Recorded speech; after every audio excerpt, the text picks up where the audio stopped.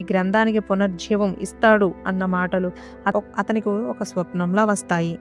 ఇంతలో వీటన్నిటికీ మధ్య భద్ర కాళ్లకు ఒక చీకటి శక్తి తనను లాగేస్తున్నట్టుగా అనిపిస్తుంది.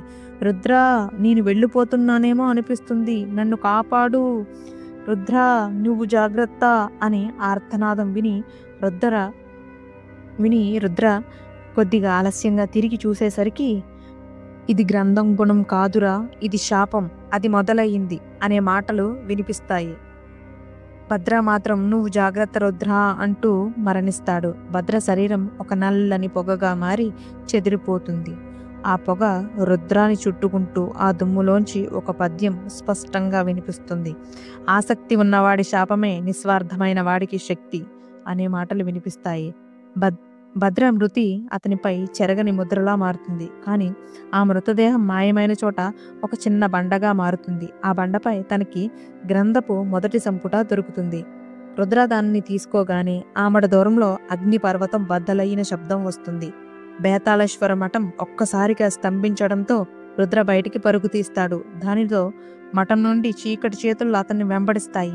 రుద్ర ఆ శబ్దాల మధ్య మళ్ళీ ఒక గొంతు విన్నాడు.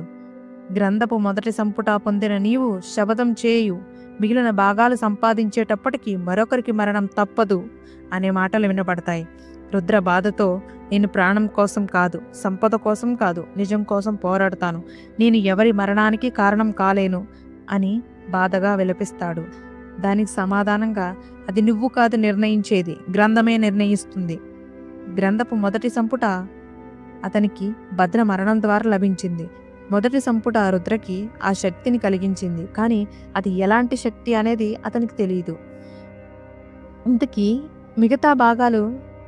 ఈ కథలో మిగతా భాగాలు దాగిన ప్రదేశాలు ఎక్కడున్నాయి? రుద్రకి భద్ర మరణం నుండి పుట్టిన బాధతో అతను తన తర్వాత యాత్రకు పూర్తి చేస్తాడా? లేక రుద్ర యొక్క గత జన్మ అతనికి పూర్తిగా గుర్తొస్తుందా? రుద్ర స్వతహాగా ఎవరు? ఎందుకు అతనే గ్రంథాన్ని సంపూర్ణం